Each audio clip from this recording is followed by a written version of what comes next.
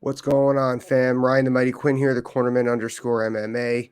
We are fresh off UFC 289. A lot of action happened there. The retirement of the greatest, arguably the greatest fighter, one of the greatest fighters of all time, definitely one of the greatest fighters of all time, the greatest female mixed martial artist of all time, Amanda Nunes. Uh, yeah, we felt that was coming. We're not going to get too much into everything. She looked great. She definitely went out on her time, which unfortunately doesn't happen a whole lot in this sport, although we like to believe it does. And wish her well. Great night of fights. Uh, Charles Oliveira capitalized. I knew he was going to win that fight. I had a good feeling he was going to win that fight. Everyone was saying no, Benel's the way it is on his rise. I know that Charles still got some left in the tank. I felt. I don't think he wins that fight every time. I just felt he has more. He has more to give at this time than Benel does. So now we're on to UFC Vegas 75. Another great night of fights. I have the rankings in front of me here because I didn't check earlier. And as you guys know, I like to see if guys are ranked and stuff like that. But the main event, I'm not going to get too much into the main event. I have a breakdown on the playlist. You can go check that out whenever you want. Go to my fight looks. It's there with Jared Cannonier versus Marvin Vettori. Really looking forward to this fight. Let's see, where are they ranked at middleweight? I don't want to screw that up. So we have Marvin's at number 3 and Jared's at number 4. 3 and 4.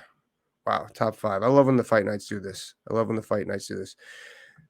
Does that mean that they get a title shot if one of them wins? I don't know. A lot of top heavy stuff going on at Robert Whitaker's got a fight coming up. Alex Pereira, well, he's going up at light heavyweight.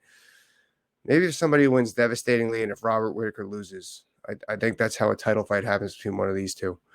So what do I think happens here? Well, it's really just who makes it whose boxing fight, who makes it whose boxing match, stylistically speaking. I'm not going to get too much into the adjustments and everything, who wins and where and why. Again, go back, watch the fight look I did on this when it was announced on the UFC fight announcements. Marvin, the southpaw, is he going to be able to get him up against the fence where he could almost telephone booth fight him, or is Jared going to be able to keep the fight long, keep him at the end of his punches? We will see. So, feature fight, prelims. Raoni Barcelos versus Miles Johns. This is the feature fight, as I said, the prelim main event, as I like to call it. I'll be calling this fight here if you want to watch it with me on the channel. Well, what do they call those, fight companions or whatever? Please come watch it, discuss, listen to my analysis. It's not bad. It's a lot of fun. And I'm going to look forward to this fight. Why do I look forward to calling this fight? Is because I know Raoni has a lot of weapons. I know that things haven't really shook out the way he would have liked in his UFC career thus far, but I know he's got some excitement to him. Miles Johns, another one on the rise. Again, let's go check these rankings. I'm positive that Raoni's not ranked. Let's see about Miles Johns. All right, we're going to the bantamweight division. And let's see here. Yeah, neither of these guys are ranked. Either way, all right, let's dive into it a little bit. The striking, I'm going to Miles. The wrestling, I'm going to give to Miles as well. The jiu-jitsu on the ground, I'm going to go to Raoni. Raoni actually does a really good he does a really good what do you call it? He does a really good wrestling take to his jiu-jitsu. He knows how to get strong and get heavy when he has to. He's very he's got a lot of safe jiu-jitsu. He's very good with the chokes, the katakatamis, arm triangles, those guillotine stuff like that. Not the guillotines, but the anaconda stuff like that. He's not getting too much trouble if he misses. So if he's able to get on top there, he could chew up some clock against Miles Johns, who has really good wrestling. I was looking up his background prior. Was it him? Yes, he is a division. He wrestled Division 1, Division 2. I'm sorry, he wrestled Division 1 in the Midwest, Division 2 in the Midwest. Why did I just say that? And so he's going to have a lot of wrestling. However, I feel that the amount of volume that Raoni can bring when he wants to, a contrast to the lack of volume that Miles has sometimes. And you're going to hear that later on in this podcast as well. I think that helps Honey. Why am I saying that? Because at the end of the day, he's got really good MMA doubles. Honey, he's shorter. The might play a role here, but he's shorter than Miles. So if he's going to be able to move his head with his punches, which I know he does, plus he has some funny angles sometimes, in order just to get what he's looking for, to get that double leg against the fence, it could be an effective fight for him. I think that's the way to do it. Is you go in, don't lead with those. Lead with the power punches. But don't wait too long to establish the jab. Try to feint and power punch your way in to get Miles to cover up and get him long. Don't let him fight big. Let him fight long. Make him fight long. Big difference. And then once you can do that, you can get underneath to gobble up those legs where Honey's strong. Then chew up the clock, get good position, try to work an arm triangle. It's not out of the question. It's not out of the question. Miles, as I said, bigger fighter, fight big. Keep him at range. Keep him on angles so he can't square up on you to shove you against the fence and look for that double leg that we just discussed. And use those straight punches. You use your offensive wrestling when it's needed. You don't got to go looking for it. That's for sure. When it's needed, you use your defensive for the sprawl and brawl style here. Get your way to a victory that way. That's how I see that breaking down. Adjustments. If Honey's losing this fight, he's running into punches. He's getting beaten up. So what does he got to do? He's going to have to slow it down. He's going to have to establish the center. Then he's going to have to use, instead of just feints, he's going to have to use level changes, up, down, to fake that double leg and then try to score his way in. Because either way, he's got to get inside. He's not going to win this fight on the outside against Miles Johns. So Miles Johns, what does he got to do here for adjustments? Instead of just winning a long boxing fight or a big boxing fight, make it a big kickboxing fight. Front kicks, don't be afraid to chop the legs out. Get those high kicks going. If you get those high kicks going, it's going to force Honey to cover up, take away some of those looping punches that he's going to need to get in. So go from a long boxing fight to a long kickboxing fight. That is the prelim feature fight. Again, please watch it here with me. Barcelos versus Johns. Looking forward to it. See you there. Now we're going to go to the fights on the main card. Only got 2 of them that we're going to break down. These are the ones I really felt were really good to look at. First one would be Nicolas Dalby versus Muslim Salikhov. I trained with Muslim when he first came to American Top Team 6 or 7 years ago. And very open, very humble, as a lot of the Russian fighters are. They're just there to do their work. They don't want no problems, and they go home. And I just remember wrestling with him, and I could tell when it comes to this stuff, there's sometimes the language barrier gets us crossed up. I remember asking, have you wrestled? And he kind of just shook his head, no. And again, language. I said something weird. I probably talk too fast even for English. So I remember that, and I remember wrestling with him, and I'm like, this guy's wrestled. He just hip tossed me, and he's defending my stuff. So, and then I looked up, I'm like, okay, he's got the Sandow style, which is the Chinese boxing, which is the kickboxing with the throws and stuff like that. And of course, being in that that Russian background, there's some wrestling there. So I don't know what the cross up there. I'm sure it was my fault. Either way, so what he's gonna have to do here is against the Nicolas Dalby is just fight his game. He's got a really interesting build to him that is just perfect for power knockout striking. What am I talking about? He's pretty linear in his appendages as far as his legs and his arms are concerned, and he's got a trunk of a body that just can really rip through those. That can really rip his punches and kicks through. Because remember, this is one thing that actually, you know what? For those of you who really want to know what I'm talking about, or when people say don't throw arm punches, watch Muslim on Saturday night. Why is that? Because he is forced with his body type. He's got the big torso and the leaner legs and arms, where the big muscles are going to bring his arms through, as opposed to pushing with the punches, pushing with the kicks. His body's going to turn his arms into his punches and kicks, and that is what you need to have powerful strikes. So he's got it like built in almost. Like I say, I'm short, I got built in takedown defense. He's got a built in power striking from that trunk, that big trunk he's got.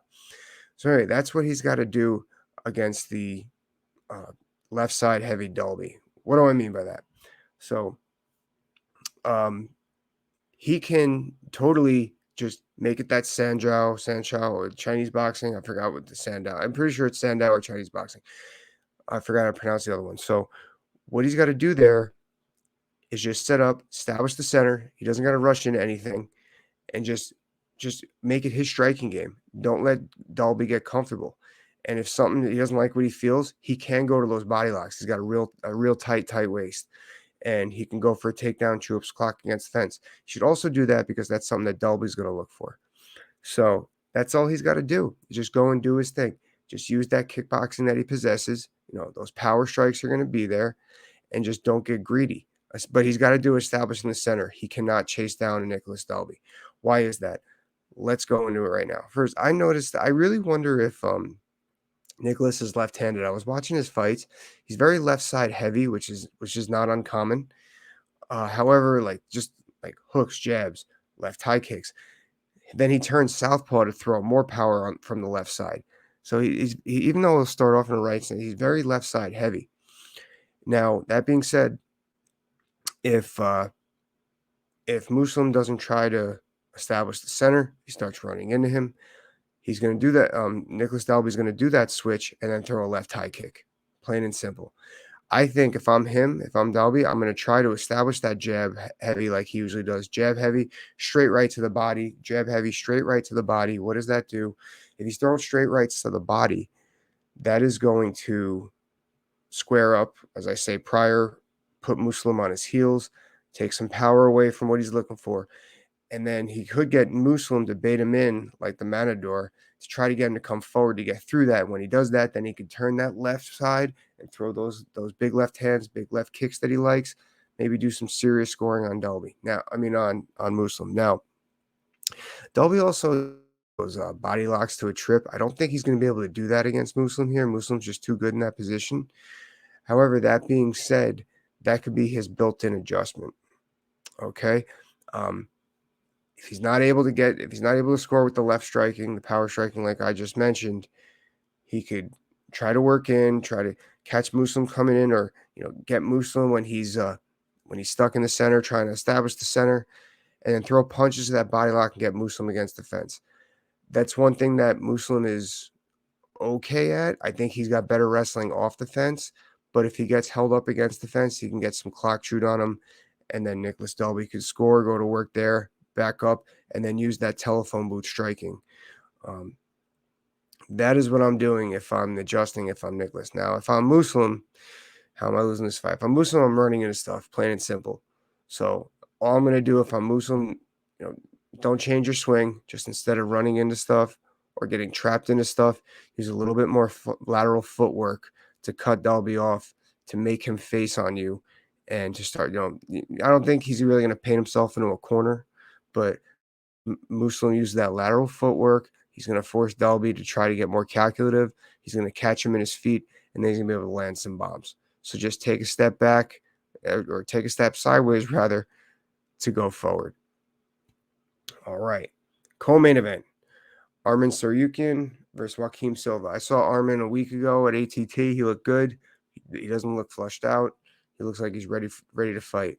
I'm becoming a big fan of this kid. I really like what he does. I really like the game he brings to the table. Now, let's start with Joaqim here. I think overall Joaqim, and I'll get into it in a minute, but I think Joaqim does have a little bit better striking than Arman. That being said, I still think that Arman could win the striking battle in this fight. I'll get into that in a little bit. Wrestling and ground also going to Arman. So let's go back to what I just said, and I'm going to in how Joaqim needs to use that here and implement his window in order or fight inside the window of success that he has in order to win this game against an overall better fighter. I think that his volume is just not there. He tries to really time that home run hit. Look at his last fight against Jesse Ronson. He threw less than 20 strikes in that first round before he could time the flying knee. Now that would work against Jesse Ronson. That is not going to work against Arman Tsarukyan. Granted, game plan. This is a chess game. Game plans change as we go. It's the ultimate game of rock paper scissors. So you could see some adjustments. Hell, he could just learn from that last fight. But he definitely needs to keep the volume up on Arman. If he doesn't, he's gonna get marched down. He's gonna get caught with big left hooks. I don't see Arman getting caught with one of those big flying knees. So I just think that, and Joaqim, he's got a very good stance too. He's loose. He's got that defense. He's just got to throw a little more. He's got to keep the volume high, like 3-4 times what he had against Jesse. He's going to have to do that against Arman on Saturday night. No question. Just keep the volume up. What does that happen to keep the volume up? It's going to stop Arman from prodding forward to look and use that grinding wrestling style, or even if let's say Arman holds him against the fence with that double leg like he likes to do, or hold him against the down with hold him in the ground with the body lock. You still got to make Arman box after with those tired arms or something. Not that he's going to get tired. Like I said, he looks good, but you gotta make him use those arms in a little bit less of a more favored fashion. So he's going to have to make Arman exchange with him in order to open up for leg kicks, open up for body kicks, open up for that knee if that's what you're looking for. But he's going to have to make Arman box. Keep the volume up, make Arman box. Make this a boxing fight. Now, Arman, as I was saying prior, I think he could win the striking battle of this fight just because of sheer volume and pace of fight alone. He has heavy hands. He's got heavy left hooks. We've seen he's got, he can work a jab. He moves his head too on the way in, which is another reason why Joaqim needs to keep the volume up. He can move his head through punches. Hell, he's not going to have to move his head all that much if your opponent's not really throwing stuff on you. Unless, of course, your opponent's coming down the middle with striking, with the up kicks or whatever. But either way, just create the angle. All Arman needs to do is what Arman do. Move that head, right hand, left hook to a double leg, right hand, double leg, right hand against the fence.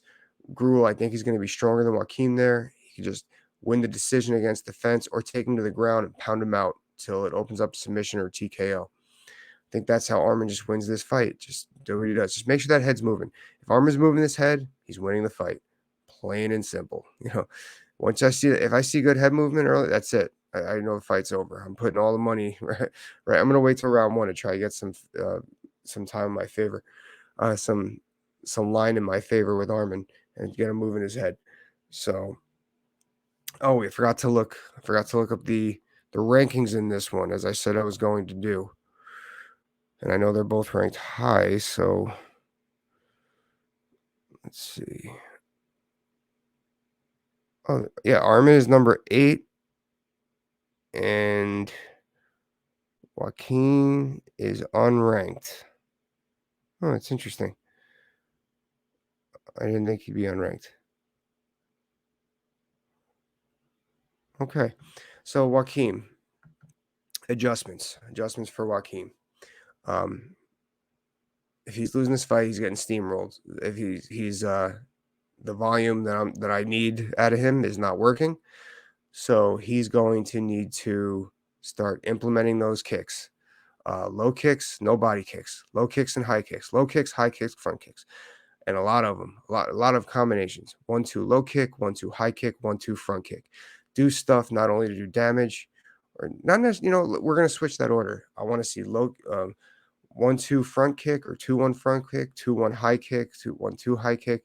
And then what you're doing there with those is you're just trying to keep your opponent aware. I mean, if you can knock it out with the front kick, if you notice them, but just keep those hands up to keep those bombs away, like we said prior in the fights, or front kicks to keep the opponent on the heels. It's the leg kicks you're going to want to do your damage with after here. So I would come third on the ladder with the leg kicks. High kicks, front kicks, high kicks, 1-2 devastating low kicks. That's what I'm going to do. I got to slow down that prodding opponent of Arman Tsarukyan. That's how I got to make the changes if I'm Joaqim. So if I'm Arman, I'm losing this fight. It's because I'm not moving my head, plain and simple. Just got to keep moving that head and just clean up your boxing a little bit to open up your opponent and shoot underneath. Just it's not a boxing fight. Just get him boxing a little bit. Just to shoot underneath. Instead of being offensive with the wrestling, just get your opponent to open up to be counteroffensive with the wrestling. We might even see that early on because, like I said, Joaqim doesn't have a very high volume game. When that tends to happen, you're a little bit stouter.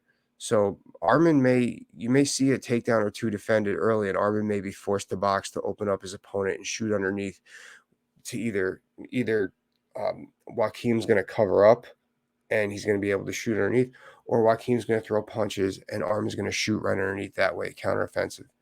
Anyway, that's what I got. Got a lot of fun fights to watch on Saturday. Please watch Barcelos versus Johns right here with me, roughly 8:30-ish, last feature fight. Looking forward to it. Talk to you guys later. Bye, guys.